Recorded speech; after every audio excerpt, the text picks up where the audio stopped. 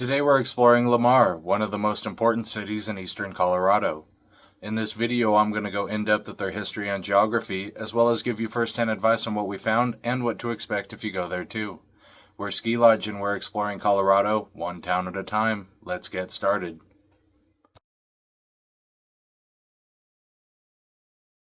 Lamar was initially home to Native Americans, primarily the Apache and Comanche who camped in the woodland along the Arkansas River. This woodland, known locally as the Big Timbers, spanned from John Martin Reservoir all the way to Granada and was incredibly important for centuries as it provided shelter, game, and water for those in the area. In 1542, the region was claimed by Spain, though the Indians' hostility prevented permanent settlement this far north. The Purgatoire River 30 miles west was an important natural pathway for their military conquest from Santa Fe, with at least 4 Spanish militias passing by in the 16 and 1700s. In 1682, France claimed the Mississippi River basin, which included Lamar, but this was disputed by Spain, who considered the Arkansas River their official northern boundary. In 1739, France sent the Malay brothers to explore inland Louisiana, and they passed directly through Lamar as part of this expedition.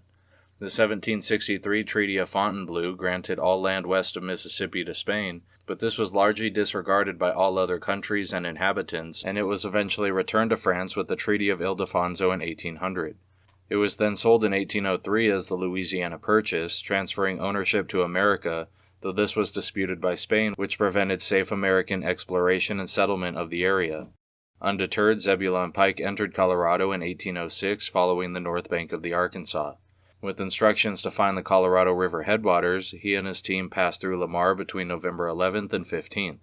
14 years later, the Stephen Long expedition passed through while heading east towards Missouri after completing their science excursion of the Front Range. In 1821, Mexico gained independence, and unlike their Spanish predecessors, they welcomed American trade. This led to the creation of the Santa Fe Trail the following year, which passed through Lamar on its way to the Purgatoire River, causing a sharp increase in American traffic. In 1852, William Bent established Bent's New Fort, the eastern replacement for his famous Old Bent's Fort, which was located in between La Junta and Las Animas. Building the new fort on a bluff next to the Arkansas River 7 miles west of Lamar, it was the most important trading post between Kansas and New Mexico. Though the trail network and Colorado Gold Rush kept a steady stream of people passing through, little attention was given to Lamar yet, as Bent's Fort handled the region's affairs at the time. It wasn't until the 1860s that a few brave souls settled along the Arkansas River, creating farms, ranches, and most interestingly, buffalo hunting excursions. Eastern Colorado earned the nickname Cattle Country, with over 500,000 buffalo and 10 million heads of cattle being driven by over 40,000 cowboys. This increased conflict with the natives, who were either being removed from their homelands farther east or relying on the buffalo for sustenance. Tired of local attacks, an American cavalry was ordered to destroy an Indian village north of Lamar in 1864, which has become known as the Sand Creek Massacre. In 1867, Bent's New Fort was destroyed by a flood, and regional power was shifted to Boggsville, a new trading post located southeast of Las Animas. The 1870s brought railroad fever to Colorado with the goal of reaching the Front Range and the mines beyond. The lower arc had to be crossed anyway, and it was seen as an economic opportunity for its up-and-coming agriculture operations. The Atchison, Topeka, and Santa Fe Railroad arrived first, entering from Kansas in 1873. Granada became the first regional town to spring up, as it was the end of the line for a few months until being extended west. Quickly growing to over 1,500 residents, the railroad attracted business from all around as it greatly aided the transportation of farming equipment in and product out. Within just a few more years, more stops were added, including an exclusive stop just for Holly Ranch near the Kansas border, but some of these stops were met with complications by landowners who refused some of the terms for their expansion. This happened to Granada, which actually moved 3 miles west to its current location in 1886, following a dispute with the landholder over purchasing more land to expand the station. That same year, Blackwell, the next station to the west, was met with similar issues when the railroad wanted to place a land office on the site and were denied. In response, they faked a telegram to get owner A.R. Black away from the region, then completely relocated Blackwell Station a few miles west while he was gone. Placing the station on pre-purchased land 5 miles west, the railroad sold the plot surrounding it, birthing the city of Lamar. 3 years later, Prowers County was established, and Lamar became the seat, narrowly beating Granada in a vote. The region entered the 1890s as an agricultural powerhouse, primarily with sugar beets. Numerous canals were built to provide water to the growing industry, and several sugar companies formed, including Holly Sugar, which is how the town of Holly got its start. Lamar acted as an administration center for much of the region, leaving most of the actual sugar processing to Holly and Grenada, as well as the nearby towns of Bristol, Wiley, McClave, Hartman, and Hasty. World War I helped Lamar's growth because crop prices rose following farm damage in Europe. This brought much-needed money into the region as the sugar beet market started to saturate, persuading many to grow other crops. Unfortunately, the Great Depression and Dust Bowl reversed the progress, with numerous crops and livestock killed after the canals ran dry. With a new respect for water, John Martin Dam was constructed between 1939 and 49 to store surplus and aid with flood control, as well as boost the local economy with tourism. World War II treated most of Colorado well, as its inland location made it ideal for military operations. The lower Ark Valley was no exception, with the La Junta Army Air Force Training Base far west and the Grenada Relocation Center, or Camp Apache, built nearby. Following the war, everyone expected to see massive growth like Denver and Colorado Springs, but it turned out quite the opposite.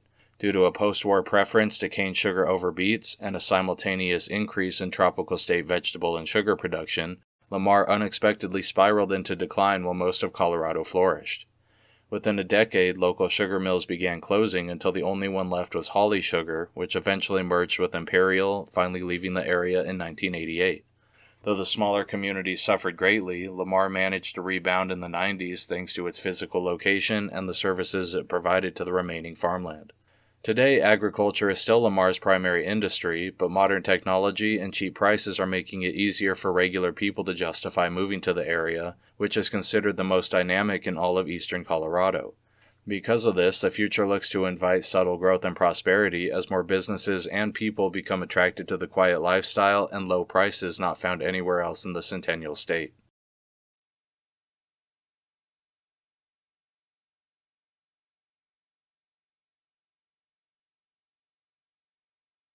Lamar is a city, the seat of Prowers County, and the core of the easternmost portion of Colorado's lower Arkansas River Valley.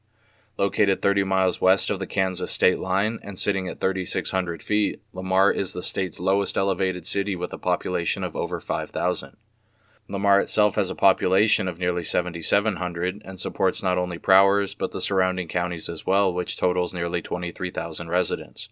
This makes Lamar the most important city between La Junta and Garden City, Kansas, and the entirety of Colorado's southeastern corner.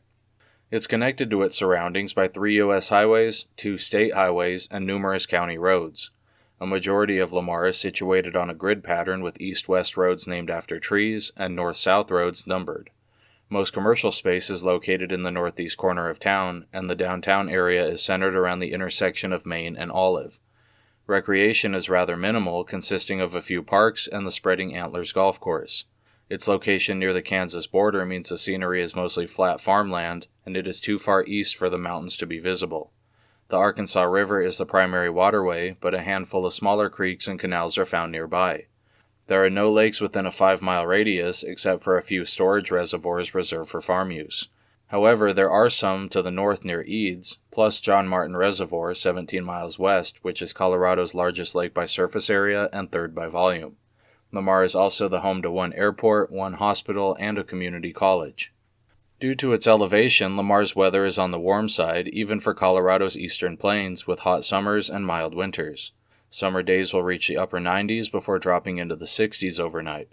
Humidity and precipitation are often low, though they are subject to Colorado's annual monsoon season, which can bring weekly or even daily thunderstorms from June to August. These storms vary in severity, with hail and tornadoes possible, but rare thanks to its location at the regional low point, which often prevents them from forming directly overhead.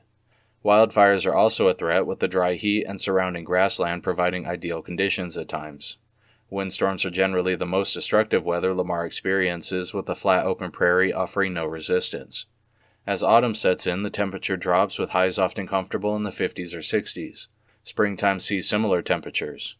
During winter, Lamar often experiences some of the best weather in all of Colorado, with an average high temperature of 45 degrees in January.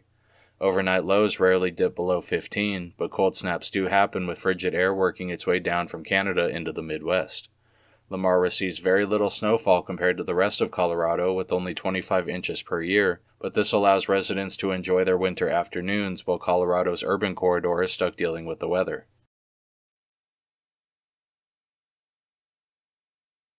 Our trip to Lamar fell on a cold January Saturday, the first weekend of the year. We considered postponing it, but the forecast showed nothing better, so we went anyway, parking on Olive between Main and 5th. Besides the subtle fog and 28-degree temperature, first impressions were good, as this has so far been the nicest town we have visited in the lower Ark Valley. The buildings were all occupied and in decent shape, the roads and sidewalks weren't falling apart, and there were options in regards to stores and restaurants. We admired a large mural on the side of the building, which I'm guessing is newer since it isn't on Google Street View, then made our way to the intersection of Olive and Main, which is the busiest in town. This is where US 50 and US 287 meet, bringing lots of truck and other traffic, in addition to the fact that it's Lamar's true Main Street. Located right on the corner behind us was the Vendors Gallery Antique Shop, and we popped in to warm up and check out their goods. Inside we chatted with the employees, who were all very nice and curious about what we're doing in town, then made our way back into the cold, turning south. We were impressed with the fact that each storefront was in use and open, even if only a few appealed to us as visitors, as we weren't expecting much in that regard after visiting Rocky Ford, La Junta, and Los Animas. A block over, a windmill drew our attention, and we found ourselves in front of the Prowers County Courthouse, a quaint building that also contains the sheriff's office. We were initially planning to continue another 2 blocks to Parmenter before circling around, but the cold made it feel like an eternity, so we crossed here and headed north the other direction. We soon passed the Lamar Theater, my favorite building from the trip, though I tend to have a soft spot for these small-town theaters and their iconic fascias. We patiently waited to cross the busy side of Olive, where we entered the central part of Lamar's downtown. Businesses here range from donuts to furniture to insurance, though we did also witness the first vacant store of the trip in that section. The following block contained the train station and Colorado Welcome Center. This was the part of the trip I was looking forward to the most. Still in use today with Amtrak, this is the original depot dating back to 1886 when Lamar was founded. A large windmill propeller was situated on the grass, probably to show not only the sheer size of it, but also the fact that the surrounding region contains a few of them in operation. Directly in front of the station was an old Atchison Topeka locomotive, which no doubt cherishes the history of the area. Freezing and hoping for a bathroom, we went inside to the Welcome Center, where we were greeted by 2 friendly gentlemen working the desk. We talked with them a little bit about Lamar and our travels, and were told about the old petrified tree service station found up the road. Unfortunately, we never made it that far north due to the cold, but we were able to see it on our way out of town. Braving the cold again, we checked out their enchanted forest before crossing the tracks to the north side of town. Though still filled with stores, they changed from a picturesque downtown to everyday needs. We decided to cross early again, this time at Maple, then briefly stopped in at the Northside Park to give the kids a chance to play. The fog put a layer of ice on everything, causing my daughter to fall, ending playtime as quick as it started. With her now sore and everyone else cold again, we turned back, filming quicker than before until we were all the way back to the car. At this point, we had yet to eat anything and were all starving, so we looked into food options. Normally, we eat at a restaurant along our walk, but plans changed due to the weather, so we checked out all of town to see what there was. Eventually settling on La Mission Villanueva Mexican restaurant at the south end of town, we drove down where we ate good food at standard prices. Once done, we concluded the trip and started the long drive back to Pueblo, barely avoiding the incoming snowstorm which began shortly after we left. Lamar started from the railroad in Colorado's eastern plains and grew into a very strategic regional city. As a major hub for both the agriculture community and the travelers passing through, its importance is much larger than its population would suggest. Lamar supports not just Prowers, but all of the surrounding counties, and is a mecca of sorts for the region's business. Of all the towns in the lower Arkansas River Valley, we felt Lamar is the most put together, with more infrastructure, habitation, and amenities than its neighbors. The only drawback was its utilitarian stature, which limits recreation. For this reason, Lamar ranked lower than its strongest competitor, La Junta, placing number 33 on our main list, which indicates our desire to return. It's worth noting that it would have placed higher if there were more to justify a return trip, but it struck us as a one-and-done kind of place, located too far away for a special trip. Though we appreciated how well kept it was, Lamar fell short on our things to do list, placing 26 as it lacked museums, outdoor recreation, and other things that visitors would find interesting. The Big Timbers Museum and Petrified Trees Service Station are definitely neat, but they are quickly completed and moved on from.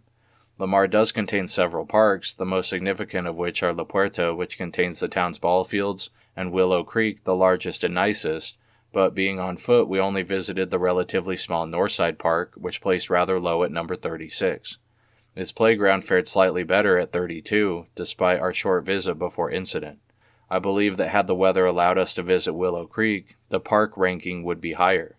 Shopping also ranked 32nd, but this is the best in the valley, as Lamar's Main Street actually has stores, restaurants, and amenities, unlike La Junta, Rocky Ford, or Los Animas, which either didn't or outsourced them to another part of town. Scenery, the final category, was expectedly low, placing 39 due to its lack of anything to look at.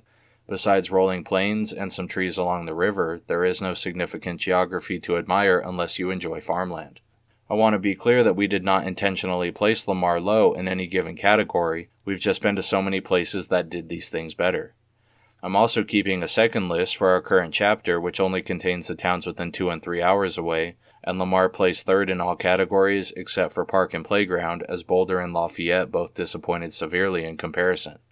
I'll conclude by saying we still enjoyed our trip and would someday like to return to reevaluate it. I hope you enjoyed learning about Lamar with us and that you'll join us next time when we visit Greeley, another agricultural community located clear across the state north of Denver. It'll be our 43rd trip, putting us ever closer to our goal of exploring Colorado one town at a time. Thanks for watching. See you next time.